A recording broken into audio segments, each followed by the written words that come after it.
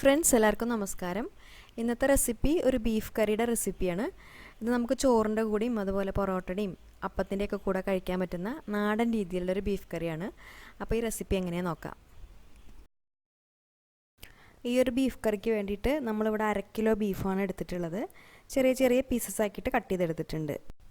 ഇനി ഇതിൽ നമുക്ക് കുറച്ച് മസാലപ്പൊടികളൊക്കെ ചേർത്ത് കൊടുത്തിട്ട് കുറച്ച് സമയത്തൊന്ന് മാരിനേറ്റ് ചെയ്യാനായിട്ട് വെക്കണം. അപ്പോൾ അതിന് വേണ്ടിയിട്ട് ആദ്യം നമുക്ക് ഒരു 1/4 ടീസ്പൂൺ മഞ്ഞൾപ്പൊടി ചേർത്ത് കൊടുക്കാം. പിന്നെ ഒരു 3/4 മുതൽ 1 ടീസ്പൂൺ വരെ മുളക് പൊടി ചേർക്കാം. മുളക് പൊടി ഞാനിപ്പോൾ സാധാരണ മുളക് പൊടിയാണ്, അതായത് നല്ല എരിവുള്ള മുളക് പൊടിയാണ് ചേർത്തിട്ടുള്ളത്. അതിനുശേഷം നമുക്ക് 1 ടേബിൾ സ്പൂൺ മല്ലിപ്പൊടി ചേർത്ത് കൊടുക്കാം. അപ്പോൾ ഞാനിവിടെ എടുക്കുന്ന മല്ലിപ്പൊടി എന്ന് പറയുമ്പോൾ മല്ലിയുടെ കൂട്ടത്തിൽ കുറച്ച് മുളകും കൂടി ചേർത്ത് പൊടിച്ചതാണ്. അപ്പോൾ മല്ലിപ്പൊടിക്ക് ചെറുതായിട്ടൊരു എരിവുണ്ടാവും. അപ്പോൾ നമ്മൾ മുളക് പൊടി ചേർക്കുമ്പോൾ അതിനനുസരിച്ച് ചേർത്ത് കൊടുത്താൽ മതി. ഇനി നമുക്ക് കുറച്ച് ബീഫ് മസാല ചേർത്ത് കൊടുക്കാം. അപ്പോൾ 1 ടീസ്പൂൺ ബീഫ് മസാലയാണ് ചേർത്തിട്ടുള്ളത്.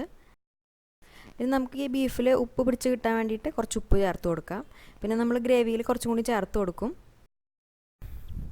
ഇനി നമുക്കൊരു 5-6 ചെറിയ ഉള്ളി ഇതുപോലെ കട്ട് ചെയ്തിട്ട് ചേർത്ത് കൊടുക്കാം. പിന്നെ കുറച്ച് കറിവേപ്പില ചേർത്ത് കൊടുക്കാം. പിന്നെ നമുക്കിതിലേക്ക് 1 ടീസ്പൂൺ വെളിച്ചെണ്ണ ചേർത്ത് കൊടുക്കാം. അതിനുശേഷം അവസാനമായിട്ട് നമുക്കിതിലേക്ക് 1 ടീസ്പൂൺ വെളുത്തുള്ളി ഇഞ്ചിയും കൂടി ചതച്ചത് ചേർത്ത് കൊടുക്കാം. ഇനി ഇത് എല്ലാം കൂടിയിട്ട് നന്നായിട്ടൊന്ന് തിരുമ്മി യോജിപ്പിക്കണം. അപ്പോൾ കൈ വെച്ചിട്ട് തന്നെ നമുക്ക് നന്നായിട്ട് മിക്സ് ചെയ്തെടുക്കാം. അപ്പോൾ ഈ കഷ്ണങ്ങളിലെ എല്ലാ ഭാഗത്തും നന്നായിട്ട് മസാല പിടിക്കുന്ന രീതിയിൽ നല്ലോണം ഒന്ന് തിരുമ്മി യോജിപ്പിച്ചെടുക്കാം. ഇപ്പോൾ ഈ കഷ്ണങ്ങളിൽ നമ്മൾ ഈ മസാല നന്നായിട്ട് മിക്സ് ചെയ്തെടുത്തിട്ടുണ്ട്. ഇനി നമുക്കത് കുറച്ച് സമയം ഒന്ന് റെസ്റ്റ് ചെയ്യാനായിട്ട് വെക്കാം. അപ്പോൾ സമയം ഉണ്ടെന്നുണ്ടെങ്കിൽ നമുക്കൊരു 1/2 മണിക്കൂറൊക്കെ റെസ്റ്റ് ചെയ്യാൻ വെക്കാം. അപ്പോൾ അങ്ങനെയാണെന്നുണ്ടെങ്കിൽ മസാല കഷ്ണങ്ങളിലൊക്കെ നന്നായിട്ടൊന്ന് പിടിച്ച് കിട്ടും. അല്ല നമുക്ക് ടൈം ഇല്ലയെന്നുണ്ടെങ്കിൽ പെട്ടെന്ന് തന്നെ കുക്ക് ചെയ്തെടുക്കുകയും ചെയ്യാം. ഇപ്പം നമ്മൾ ബീഫ് മാരിനേറ്റ് ചെയ്യാൻ വെച്ചിട്ട് 1/2 മണിക്കൂർ കഴിഞ്ഞിട്ടുണ്ട്. ഇനി നമുക്കത് വേവിച്ചെടുക്കാം. അപ്പോൾ അതിന് വേണ്ടിയിട്ട് ഒരു പ്രഷർ കുക്കറാണ് എടുത്തിട്ടുള്ളത്. അപ്പോൾ അതിന് പകരമായിട്ട് നമ്മുടെ കയ്യിൽ അടി കട്ടിയുള്ള പാത്രങ്ങളുണ്ടെങ്കിൽ അതെടുത്താലും കുഴപ്പമില്ല. കുക്കറിലാകുമ്പോൾ പെട്ടെന്ന് തന്നെ വെന്ത് കിട്ടും. അപ്പം നമുക്കിനി ഈ ബീഫ് ഇതിലേക്ക് ഇട്ട് കൊടുക്കാം. അതിനുശേഷം ഇത് വേവിച്ചെടുക്കാൻ വേണ്ടിയിട്ട് ഒരു 1/2 കപ്പ് വെള്ളം ഒഴിച്ചു കൊടുക്കാം. എന്നിട്ട് ഇത് നന്നായിട്ടൊന്ന് മിക്സ് ചെയ്തെടുത്തതിന് ശേഷം കുക്കർ അടച്ചു വെച്ചിട്ട് ഇതൊരു പകുതി വേവാവുന്നത് വരെ വേവിച്ചെടുക്കാം. അപ്പോൾ ബാക്കി നമ്മൾ വേവിച്ചെടുക്കുന്നത് നമ്മളിതിലേക്ക് സവാളയും തക്കാളിയൊക്കെ നന്നായിട്ട് വഴറ്റിയെടുത്തതിന് ശേഷം അതിൻ്റെ ഒപ്പമാണ് നമ്മൾ വേവിച്ചെടുക്കുക. അപ്പോഴാണ് ബീഫ് കറിക്ക് നല്ല ടേസ്റ്റ് ഉണ്ടാവുള്ളൂ. അപ്പോൾ നമുക്കതൊരു മീഡിയം ഫ്ലെയിമിൽ ഒരു 3 വിസിൽ വരുന്നവരെ വേവിച്ചെടുക്കാം. പിന്നെ ഈ ബീഫിൻ്റെ കുക്കിംഗ് ടൈം എന്ന് പറയുമ്പോൾ നമ്മളെടുക്കുന്ന ബീഫിൻ്റെ വേവിനനുസരിച്ചും അതുപോലെ നമ്മുടെ കുക്കറിനനുസരിച്ചും വ്യത്യാസം ഉണ്ടാവും. അപ്പോൾ അത് നോക്കിയിട്ട് വേവിച്ചെടുത്താൽ മതി. ഇപ്പോൾ ഒരു 3 വിസിൽ വന്നതിന് ശേഷം സ്റ്റീമൊക്കെ നന്നായി പോയിട്ട് കുക്കർ തുറന്നിട്ടുണ്ട്. ഇപ്പോൾ അത് കറക്റ്റായിട്ട് തന്നെ വെന്ത് വന്നിട്ടുണ്ട്. ഇനി നമുക്ക് ബീഫ് കറി ഉണ്ടാക്കാൻ വേണ്ടിയിട്ട് ഇതുപോലെ അടികട്ടിയുള്ള ഒരു പാത്രം അടുപ്പത്ത് വയ്ക്കാം. ഇതിലേക്ക് നമുക്ക് 2-3 ടേബിൾ സ്പൂൺ വെളിച്ചെണ്ണ ഒഴിച്ചു കൊടുക്കാം. അപ്പോൾ വെളിച്ചെണ്ണയിൽ ഉണ്ടാക്കുമ്പോഴാണ് ഇത് കൂടുതൽ ടേസ്റ്റ് ഉണ്ടാവുക. ഇനി ഈ എണ്ണ നന്നായിട്ട് ചൂടായി വരുന്ന സമയത്ത് നമുക്കിതിലേക്ക് കുറച്ച് കറിവേപ്പില ഇട്ട് കൊടുക്കാം. പിന്നെ 2 ടേബിൾ സ്പൂൺ നാളികേരക്കൊത്ത് ചേർത്ത് കൊടുക്കാം. അപ്പോൾ ഈ നാളികേരക്കൊത്ത് നിർബന്ധമില്ല, നമുക്ക് ഇഷ്ടമുണ്ടെങ്കിൽ മാത്രം ചേർത്താൽ മതി. ഇനി ഇതൊരു ഗോൾഡൻ കളർ ആവുന്ന വരെ നന്നായിട്ടൊന്ന് റോസ്റ്റ് ചെയ്തെടുക്കാം. ഇനി ഈ നാളികേരക്കൊത്ത് നന്നായിട്ട് റോസ്റ്റായി വരുന്ന സമയത്ത് നമുക്കിതിലേക്ക് കുറച്ച് ചെറിയ ഉള്ളി ചേർത്ത് കൊടുക്കാം. അപ്പോൾ ഒരു 8 10 ചെറിയ ഉള്ളി ഇതുപോലെ കഷ്ണങ്ങളാക്കിയിട്ട് ചേർത്ത് കൊടുക്കാം. എന്നിട്ടിത് നന്നായിട്ടൊന്ന് വഴറ്റിയെടുക്കാം. ഇനി ഈ ഉള്ളി നന്നായിട്ട് വഴന്നു വന്നാൽ നമുക്കിതിലേക്ക് 1.5 ടേബിൾ സ്പൂൺ വെളുത്തുള്ളി ഇഞ്ചിയും കൂടി ചതച്ചത് ചേർത്ത് കൊടുക്കാം. പിന്നെ നമ്മൾ ബീഫ് കറിയിലൊക്കെ വെളുത്തുള്ളി ഇഞ്ചിയും ചതയ്ക്കുന്ന സമയത്ത് ഇഞ്ചിയേക്കാളും കുറച്ച് കൂടുതലായിട്ട് വെളുത്തുള്ളി എടുക്കണം. കൂടുതലായിട്ട് നമ്മൾ വെളുത്തുള്ളിയാണ് ഇതിൽ ചേർക്കേണ്ടത്.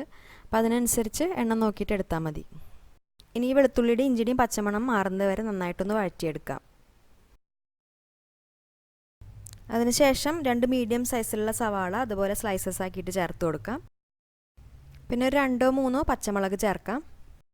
ഈ പച്ചമുളകിൻ്റെ അളവ് നമ്മുടെ എരിവിനനുസരിച്ച് ചേർത്ത് കൊടുത്താൽ മതി. ഇനി ഈ സവാള പെട്ടെന്നൊന്ന് വഴന്ന് കിട്ടാൻ വേണ്ടിയിട്ട് കുറച്ച് ഉപ്പ് ചേർത്ത് കൊടുക്കാം. എന്നിട്ട് നന്നായിട്ടൊന്ന് വഴറ്റിയെടുക്കാം. ഈ സവാള നമുക്കിനി ഒരു ഗോൾഡൻ ഷെയ്ഡ് ആവുന്നത് വരെ നന്നായിട്ട് വഴറ്റിയെടുക്കാം. മീഡിയം ഫ്ലെയിമിലിട്ടിട്ട് വഴറ്റിയെടുത്താൽ മതി. ഇപ്പോൾ സവാള നന്നായിട്ട് വഴന്നു വന്നിട്ടുണ്ട്. ഇനി നമുക്ക് ഫ്ലെയിം നന്നായിട്ട് കുറച്ച് വെച്ചിട്ട് ഇതിലേക്ക് ആവശ്യത്തിനുള്ള പൊടികളൊക്കെ ചേർത്ത് കൊടുക്കാം. അപ്പോൾ ആദ്യം ഒരു 1/4 ടീസ്പൂൺ മഞ്ഞൾപ്പൊടി ചേർക്കാം. പിന്നെ ഒരു 1/2 ടീസ്പൂൺ മുളക് പൊടി ചേർക്കാം. പിന്നെ ഒരു 2 ടീസ്പൂൺ മല്ലിപ്പൊടി ചേർത്ത് കൊടുക്കാം. പിന്നെ നമുക്ക് ഒരു 3/4 ടീസ്പൂൺ പെരിഞ്ജീരകപ്പൊടി ചേർക്കാം. അതിനുശേഷം ഒരു 1/2 ടീസ്പൂൺ കുരുമുളക് പൊടി ചേർത്ത് കൊടുക്കാം. ഇനി ഈ പൊടികളുടെ പച്ചമണം മാറുന്നത് വരെ നന്നായിട്ടൊന്ന് വഴറ്റിയെടുക്കാം.